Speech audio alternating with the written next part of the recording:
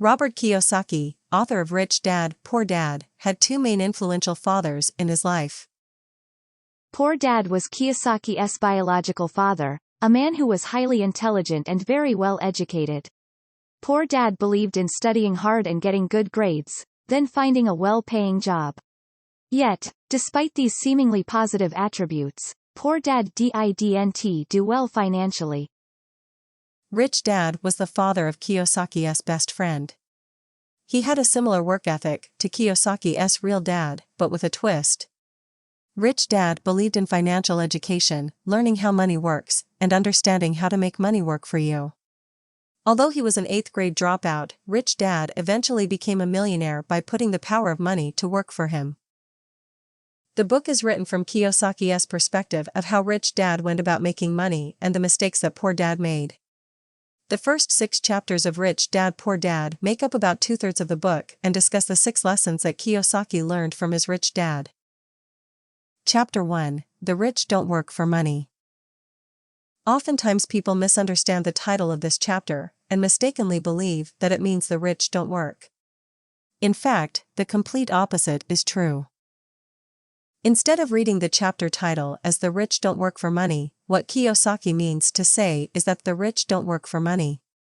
Note that by putting the emphasis on the word money, this section takes on an entirely different meaning. The truth is that the majority of rich people do work very hard, but they go about it differently than most people do. Rich people and people who want to become rich work and learn every day how to put money to work for them. As Rich Dad says, the poor and middle class work for money. The rich have money work for them.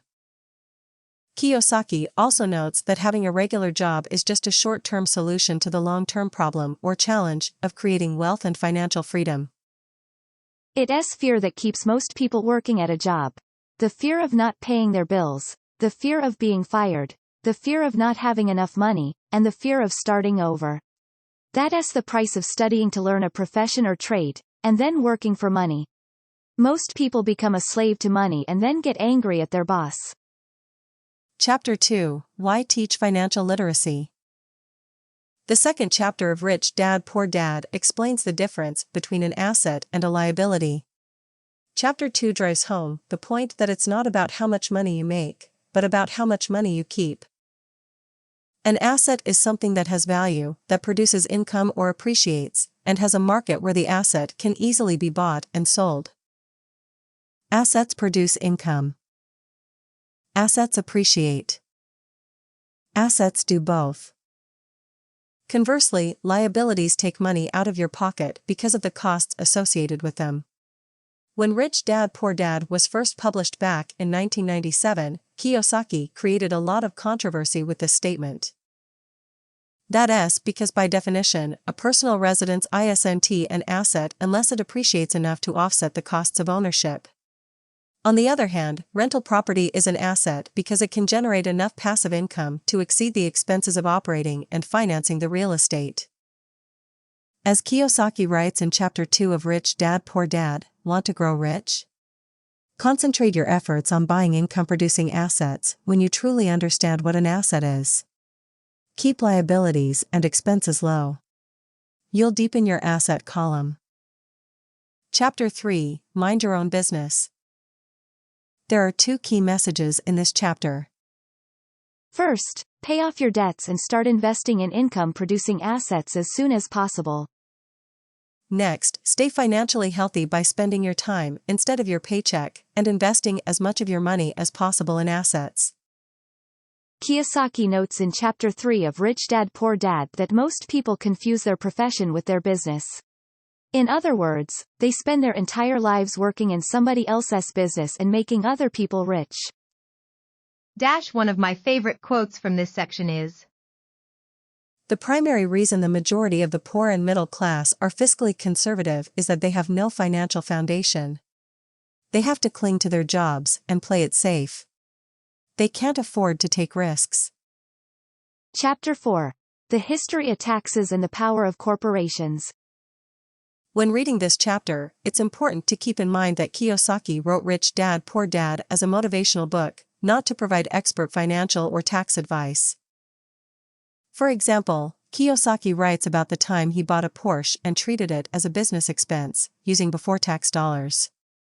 Buying a high-end luxury car when a much less expensive make and model would do could put an investor on the fast track to an IRS audit. But putting the Porsche aside, the points made in this chapter discuss how to play the investment game smart. The rich understand the power of company structures and the tax code and use every legal means they can to minimize their tax burden. Compare how business owners and investors with corporations such as C Corp, S Corp, or LLCs pay taxes to how most people pay tax. Business owners with a corporate structure. Earn. Spend. Pay taxes. Employees who work for corporations. Earn. Pay taxes. Spend. Notice that employees who work for somebody else spend their money post-tax, while business owners earn and spend before paying tax. Chapter 4 of the book also covers the four main components of what Kiyosaki calls financial IQ: accounting, investment strategy, market law, and law. As Rich Dad Poor Dad reminds us, understanding the legal and tax advantages significantly contribute to building long-term wealth. For instance, a corporation can pay expenses before paying taxes, whereas an employee gets taxed first and must try to pay expenses on what is left. Corporations also offer legal protection from lawsuits. When someone sues a wealthy individual, they are often met with layers of legal protection and often find that the wealthy person actually owns nothing, in their own name. They control everything, but, personally, own nothing. Chapter 5: The Rich Invent Money. Inventing money means finding opportunities or deals that other people don't have the skill, knowledge, resources, or contacts for. In Chapter 5, Rich Dad Poor Dad explains there are two types of investors.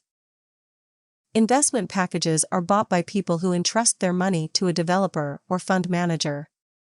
This is the way that most people invest, such as buying shares of an ETF or putting money into a real estate crowdfunding venture.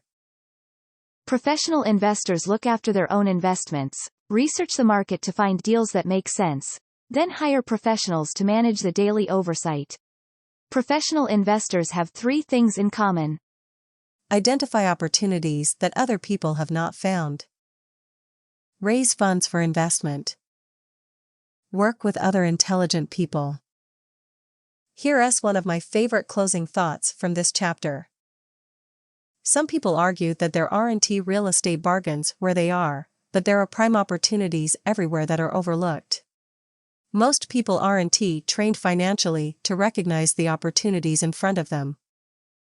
Chapter 6: Work to Learn, Don't Work for Money.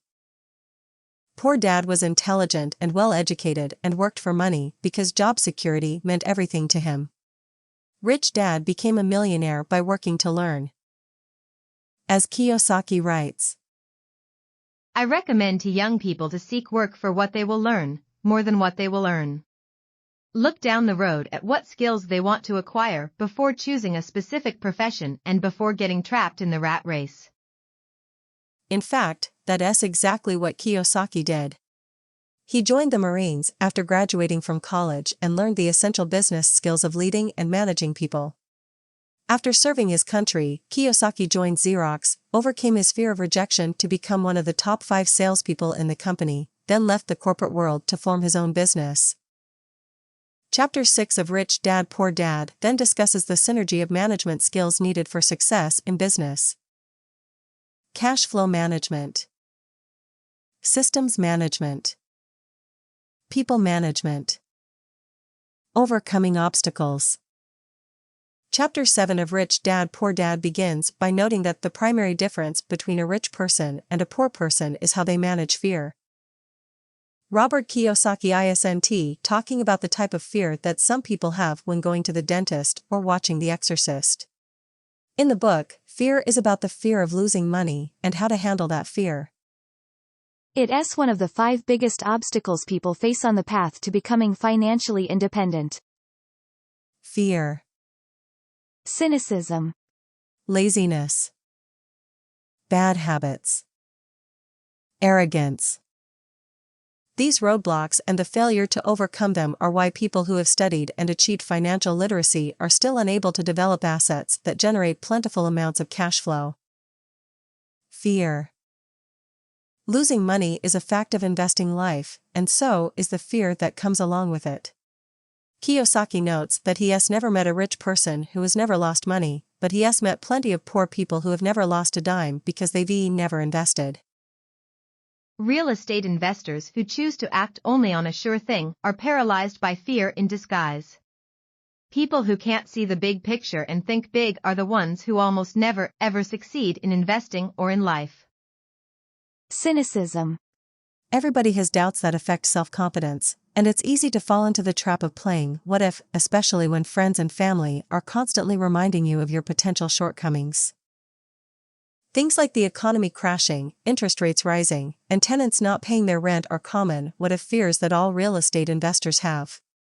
While these are important items to consider, it's important not to allow the cynicism of others to overtake your control. Otherwise, you may become immobilized as opportunities pass you by. Laziness. In today's interconnected world, it's easy to confuse being busy with actually accomplishing things that matter. In fact, according to Rich Dad Poor Dad, busy people are often the most lazy. Busy people arrive at the office early and leave late. They bring work home to finish at night and on the weekends. Before they know it, the people and things that matter most to them have disappeared. Instead of giving in to the call of the rat race and mistaking action for accomplishment, successful real estate investors are proactive and take care of themselves and their wealth first. Bad habits. Habits control behavior. For example, most people pay their bills first before they pay themselves. The result is that there's usually very little left over at the end of the month for investing. Paying yourself first, even if you don't have enough money to pay other people, makes you financially stronger, mentally and fiscally. In a way, it's a form of reverse psychology. When you develop the habit of paying yourself first, you become motivated by the fear of not being able to pay creditors. In turn, you begin looking for other forms of income like investment real estate. Arrogance. Investors know what makes them money. But it's the things they don't know and don't know that makes them lose money. When people become truly arrogant, they honestly believe that what they don't know doesn't matter. Train yourself to listen to what other people have to say, especially when it comes to money and investing. If you discover you're ignorant about a subject, educate yourself or find an expert in the field. Overcoming these 5 biggest obstacles on the path to real estate success requires a blend of balance and focus. There are plenty of chicken littles in the world today, people with a victimhood mentality who live their lives in cynicism and pessimism.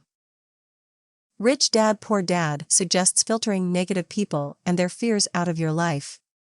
Instead, concentrate on the big picture and always ask, what's in it for me?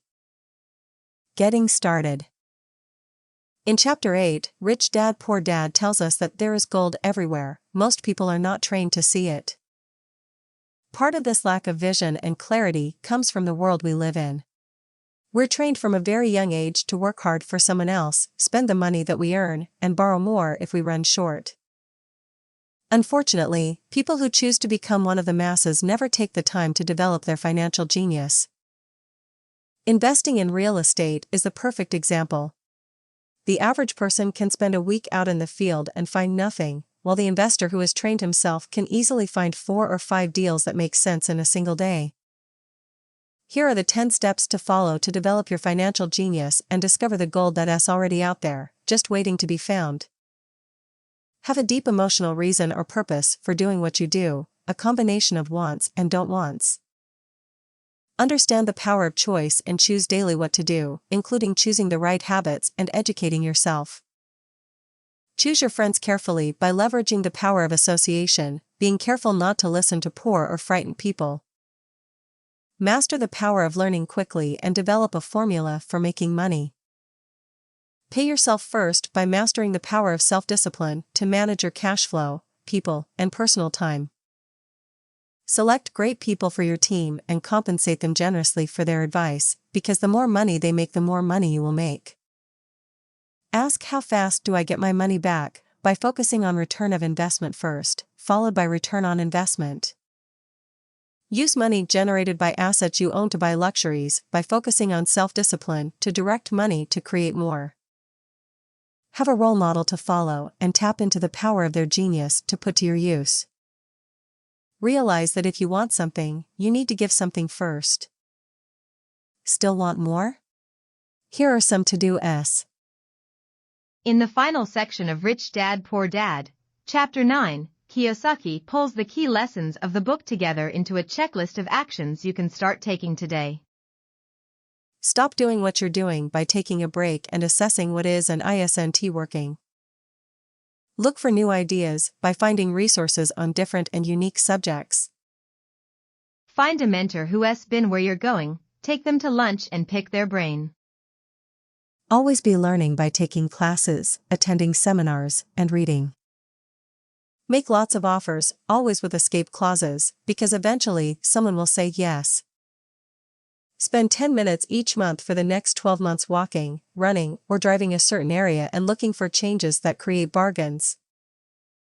Shop for real estate deals when the market corrects, because profits are made when buying, not when selling. Learn how, when, and where to buy by investing in your education. Think bigger to get richer, because small thinkers don't get the big breaks. Most people only look for what they can afford, so buy a bigger pie and cut it into pieces by finding a buyer first, then a seller. Negotiate volume discounts by thinking big, pooling people together, and buying in bulk. Read and learn from history, because history always repeats itself. Action always beats inaction. Is Rich Dad Poor Dad worth reading? The goal of Rich Dad Poor Dad is to motivate you to develop your own unique path to financial freedom.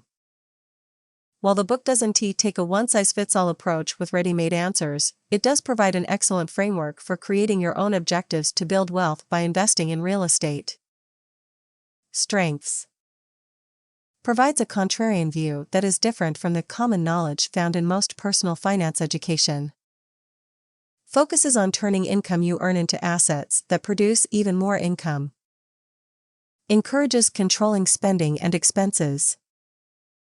Explains why investors should focus on real estate versus other asset types.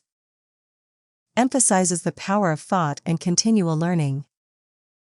Talks about taking action instead of just thinking about it. Weaknesses. Success examples in the book are unique to Kiyosaki's specific situation and may be hard to replicate. Some parts of the book also lack detail, which may make the concepts discussed more difficult to apply. Frequently demeans people who are more comfortable following the herd rather than thinking for themselves. Rich Dad Poor Dad is a motivational book, not a book written by a financial expert.